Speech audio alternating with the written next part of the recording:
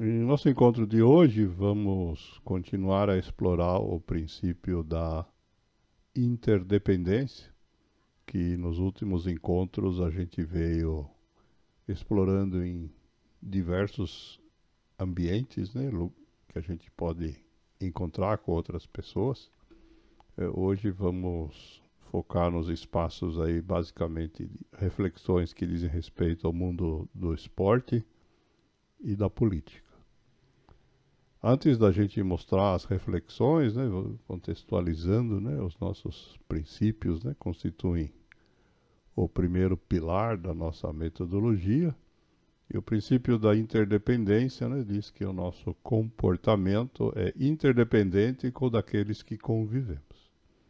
E o que nós viemos fazendo, então, é pegar esse princípio e aplicar desde o núcleo familiar até ambientes cada vez mais amplos, né, que nós chamamos de círculos sociais, aqui no Amor Consciente, onde a gente interage com outras pessoas. O mundo do esporte, o mundo da política, né, ele faz parte do círculo social que nós agrupamos aí como participação voluntária. Por quê? Cada um de nós temos a escolha, né, de participar ou não. Não apenas desses, mas de um conjunto aí de outras atividades. Né? Tem gente que participa de organizações religiosas, tem gente que participa de sindicatos, tem gente que participa de grupos culturais para promover música, teatro, tem gente que se dedica a prestar assistência social, tem gente que se reúne com outras pessoas que exercem a mesma profissão, e tem gente que se reúne até ao redor de interesses, às vezes considerados esdrúxulos, né? Talvez você já tenha ouvido falar na Sociedade dos Amigos da Astronomia, né? Que são pessoas que se reúnem voluntariamente para estudar astronomia. Então, não importa qual seja o motivo, né? A gente só tem esse conjunto de ambientes onde as pessoas estão porque escolheram estar, não é obrigatório a gente participar. Faz parte dessa lista também, obviamente, eu deixei aqui para o final, a participação num grupo de apoio mútuo, como é o exemplo aqui do nosso Amor Consciente. Quem participa é porque quer. Então, esse é o contexto dentro do qual a gente está trabalhando e nós vamos focar nessa questão esportiva, né, que vai ao redor dos clubes, e na questão política, né, porque são esses os temas onde nós temos mais reflexões acumuladas em nosso acervo. Não é porque sejam menos importantes os demais, mas ao mesmo tempo também esses dois temas, né, muitas vezes despertam questões não tão nobres, né? A mistura de política e esportes às vezes é usada como forma de manipulação ou de promover interesses que não são os que deveriam. E é exatamente nessa linha, né, que vem o alerta aqui do Roberto Shinyashiki, né, o médico psiquiatra, nós já citamos diversas vezes, quando diz que no mundo do esporte o verdadeiro campeão sabe que as vitórias são alimentadas pelo trabalho em equipe. Agradecer é a melhor maneira de deixar os outros motivados. De fato, isso se aplica aos times esportivos, mas se aplica da mesma forma aos outros grupos voluntários que a gente acaba de descrever.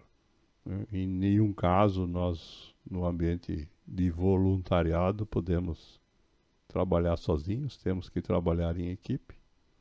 E na medida em que cada membro agradecer aos outros pelo seu esforço, né, todo mundo fica motivado para manter o processo funcionando.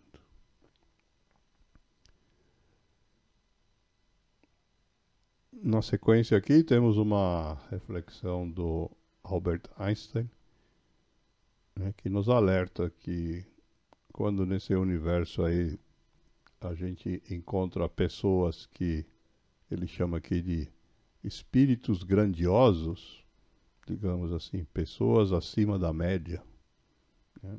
Eles sempre encontram oposição violenta de mentes medíocres. Em qualquer grupo, né, nós vamos encontrar pessoas mais brilhantes e outras menos.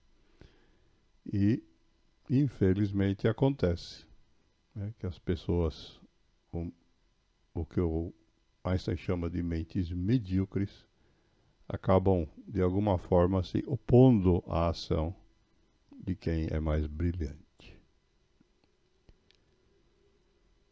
Outra reflexão aí, chegando de fato no mundo da política, do poder, vem aqui da antiguidade chinesa. Lao Tzu, no século VI a.C., já disse que quando o governante é indulgente, o povo é virtuoso.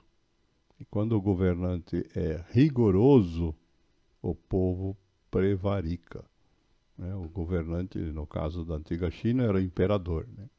Então, o que ele está dizendo aqui, se o imperador, o governante é indulgente, ele é suave na aplicação das leis, então o povo segue os combinados. Mas se o governante se torna rigoroso, entendam, autocrático, ditador, né, pode interpretar aí de diversas formas, né? Então o povo vai buscar, traduzindo a palavra, né, formas de burlar as leis, seja de sonegar impostos, seja de qualquer outra forma aí de evitar sofrer, né, com essas ações rigorosas. Voltando aqui para uma era mais contemporânea, temos uma reflexão do advogado americano Clarence Darrow, né, dizendo para a gente que só é possível ser livre se os outros são, né? Você só pode ser livre se eu também sou. Numa democracia é essencial, né, que isso seja válido para todos. E se alguém deixar de ser, pela interdependência, outros também vão perder. George Orwell, escritor inglês do famoso livro 1984, escreveu que um povo que elege corruptos, impostores, ladrões e traidores não é vítima, é cúmplice. De fato, a gente vive essa situação em vários países, né? E a questão da cultura, educação nesse universo da política é fundamental para que isso não aconteça.